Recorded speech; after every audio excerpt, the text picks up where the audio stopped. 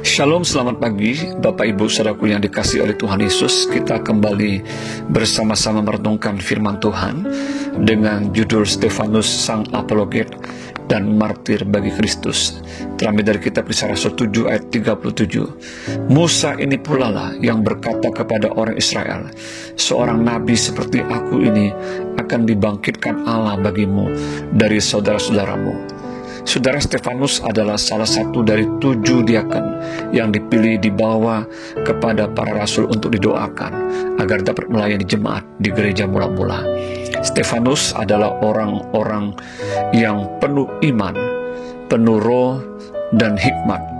Kisah Rasul 6 ayat 3 sampai 5. Menarik sekali di dalam Kisah Rasul 7 diceritakan secara khusus bagaimana Stefanus berapologetik atau membela imannya tentang kebenaran firman mengenai Yesus Kristus di hadapan imam besar dan para anggota mahkamah agama.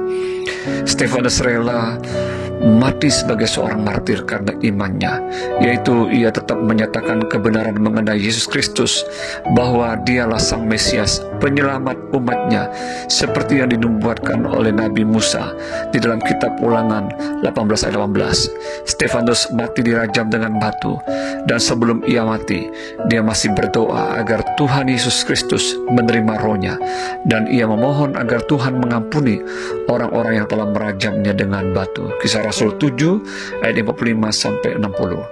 Kesaksian dan pembelaan iman yang dilakukan Stefanus sangat bertolak belakang dengan sikap dan penolakan para pemimpin agama Yahudi terhadap Yesus Kristus. Hanya sebagian kecil orang yang percaya bahwa Yesus Kristus adalah Mesias dan Anak Allah yang hidup. Mereka adalah para murid yang menyaksikan kebangkitan Yesus, serta orang-orang lainnya yang percaya kepada pemberitaan mereka. Sebagian besar orang Yahudi, terutama para pemimpin agama, sangat menolak dan membenci Yesus Kristus yang dianggap penghujat Allah, karena dalam pengajarannya seringkali menyatakan dirinya sama dengan Allah. Baca Yohanes 4 ayat 26, Yohanes 5 ayat 17 sampai 18, ayat 37 sampai 47, Yohanes 7 ayat 28 sampai 31. Yesus Kristus yang telah mati dan bangkit itulah yang diberitakan oleh para rasul dan juga oleh Stefanus. Saat ini tidaklah heran bila kita melihat masih banyak orang yang menolak kemesiasan dan ketuhanan Yesus Kristus. Sama seperti halnya para nabi dalam perjanjian lama ditolak oleh nenek moyang orang Israel, demikian juga Yesus Kristus sendiri ditolak oleh orang Yahudi dan para pemimpin mereka di zaman perjanjian baru. Bagi orang yang tidak percaya bahwa dia adalah Mesias, maka bagi mereka hal itu adalah batu sandungan. Tetapi bagi kita yang percaya kepadanya, dia adalah batu penjuru dan juru selamat dunia ini. 1 Petrus 2 ayat 6 sampai 7, Lukas 2 ayat 11, Kisah Rasul 4 ayat 12. Rasul Petrus yang juga adalah seorang martir yang mati karena mempertahankan imannya, menuliskan pesan penting yang tercatat di dalam surat 1 Petrus 3 ayat 14 sampai 16 yang berbunyi demikian.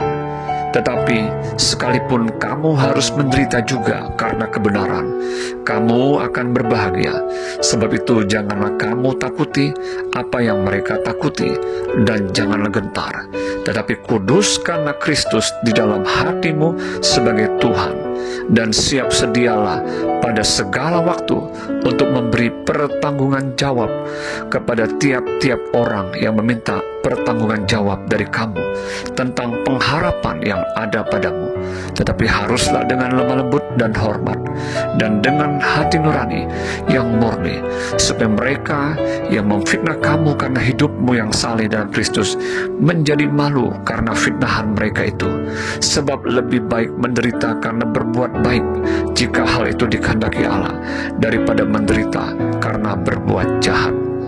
Refleksi renungan kita pagi ini, yang pertama, bagaimana dengan kesungguhan dan kebulatan iman saudara tentang siapakah Yesus Kristus? Apakah kita adalah orang yang sungguh-sungguh menerima Dia sebagai Tuhan dan Juru Selamat, atau masih ada keraguan di dalam diri kita sehingga kita pun tidak mempercayai firman-Nya?